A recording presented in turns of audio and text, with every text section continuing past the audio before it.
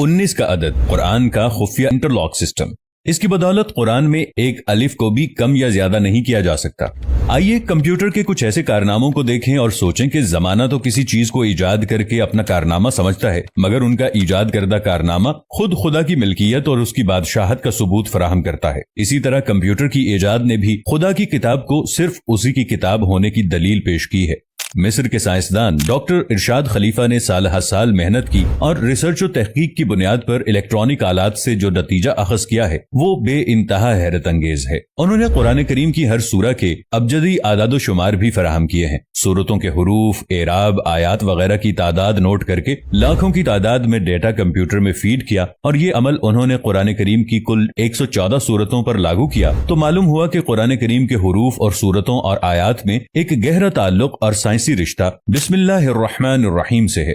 یعنی بسم اللہ الرحمن الرحیم میں کل 4 الفاظ ہیں: اسم، اللہ، الرحمن، الرحیم۔ ان چاروں الفاظ کو پورے قرآن میں تحقیق کر کے کمپیوٹر میں فیڈ کر دیا اور یہ نتیجہ نکلا کہ لفظ اسم قرآن میں 19 بار آیا ہے، لفظ اللہ قرآن میں 2698 مرتبہ آیا ہے، الرحمن 57 بار آیا ہے، الرحیم 114 بار آیا ہے۔ ان چاروں الفاظ کی پوری تعداد 19 کے ہندسے سے منقسم ہو جاتی ہے۔ پورے قرآن میں ان چاروں الفاظ کی تعداد کسی جگہ بھی کم و بیش کر دی جائے تو اس لفظ کی تعداد 19 سے پوری طرح تقسیم نہیں ہوگی، اور یہ پتہ چل جائے گا کہ کسی نے ان الفاظ کے ساتھ قرآن میں تحریف کرنے کی ناپاک کوشش کی ہے۔ یعنی یہ ہندسہ 19 قرآنی کمپیوٹری نظام میں ایک انٹرلاک سسٹم ہے جو قرآن کے ان الفاظ میں، ان کی تعداد میں کسی بھی ہیرا پھیری کا پردہ فاش کر دے گا۔ کسی انسان کے وہم و گمان میں بھی یہ بات نہیں ہوگی کہ ایک ایسی مشین ایجاد ہوگی جو ثبوت پیش کرے گی کہ قرآن جیسی کتاب کو ما فوق الفطرت کے علاوہ کوئی تخلیق نہیں کر سکتا۔ حضرت ابو بکر رضی اللہ عنہ فرماتے ہیں کہ ہر ایک کتاب میں ایک راز ہوتا ہے، اور قرآن کریم کا راز وہ حروف مقطعات ہیں جو الگ الگ پڑھے جاتے ہیں،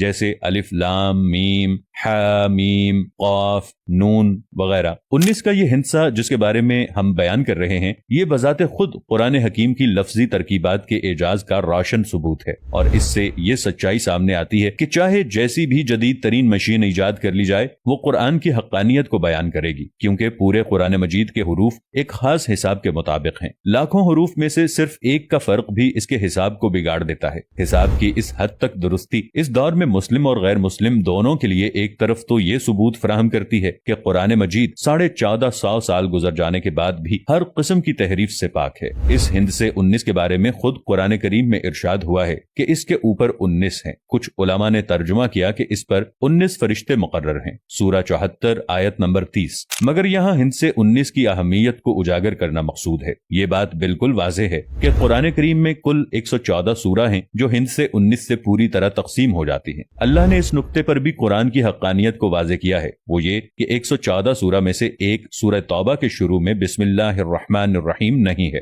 گویا کہ صرف 113 سورتوں کے شروع میں بسم اللہ ہے، مگر یہ 113 تو 19 کے ہندسے سے تقسیم نہیں ہوتا، اس لیے ایک بسم اللہ کا اضافہ سورہ نمل چیپٹر 27 آیت نمبر 30 میں کر کے 19 سے تقسیم ہونے کے لائق بنا دیا۔ یعنی بسم اللہ کا جو عدد 113 تھا اسے 114 کر دیا تاکہ 19 کے ہندسے سے تقسیم ہو سکے۔ آج قرآن کے شیدائی اور مخالفین بھی اس سائنس و ٹیکنالوجی کے دور میں مختلف قسم کی سائنسی ریسرچ میں مشغول ہیں، اور اس بات کا ریاضی کی مدد سے حساب لگایا جا رہا ہے کہ یہ دیکھا جائے کہ قرآن مجید میں کون کون سے الفاظ، کلمات، حروف اور اعراب کتنی بار آئے ہیں اور کیوں آئے ہیں، ان میں کیا حکمت ہے۔ مثال کے طور پر یہ بات دریافت کی جا رہی ہے کہ قرآن مجید کی جن سورتوں کے شروع میں حروف مقطعات آئے ہیں، ان حروف مقطعات کا ہر حرف اسی صورت میں یا تو 19 بار آیا ہے یا اتنی مرتبہ ضرور آیا ہے کہ وہ نمبر 19 سے پوری طرح تقسیم ہو جائے۔ مثال کے طور پر قرآن مجید میں ہر جگہ قوم لوط کا استعمال کیا گیا ہے، مگر صرف ایک جگہ بجائے قوم لوط کے اخوان لوط کا استعمال کیا گیا ہے، اور یہ استعمال سورہ قاف نمبر 50 آیت نمبر 13 میں کیا گیا ہے، اور لوط کے بھائی اور ایکا والے اور بطا کی قوم نے بھی جھٹلایا۔ اگر قوم لوط کی جگہ اخوان لوط کا استعمال نہیں ہوتا تو ایک قوم لوط کی زیادتی کی وجہ سے 19 سے تعداد نہیں کٹتی۔ اس طرح خدا نے ہر جگہ الفاظ اور اعراب وغیرہ کو انٹرلاکنگ سسٹم سے جوڑ رکھا ہے، ورنہ سورہ قاف میں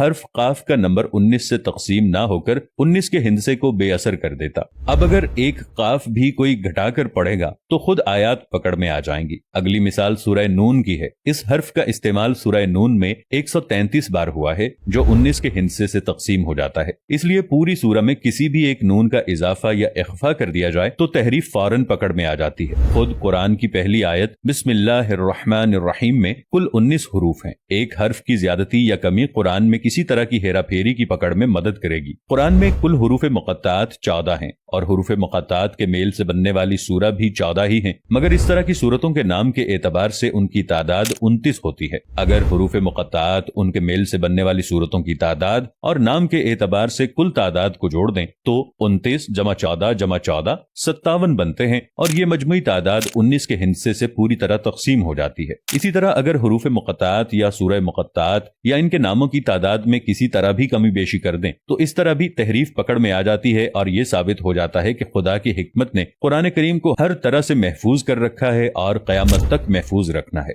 इस साइंस और टेक्नोलॉजी के दौर में खुदा ने यह मौका दिया कि आज जिस मशीन पर आंख बंद करके भरोसा किया जाता है वही मशीन कुरान की हक्कानियत और अल्लाह की किताब होने की गवाही देती है। और आज कंप्यूटर का जवाब भी यही है कि इसमें कोई तब्दीली मुमकिन नहीं है। अगर वीडियो पसंद आए तो इसे लाइक और शेयर जरूर कीजिएगा। मिलेंगे नई वीडियो के साथ, तब तक के लिए अल्लाह निगहबान।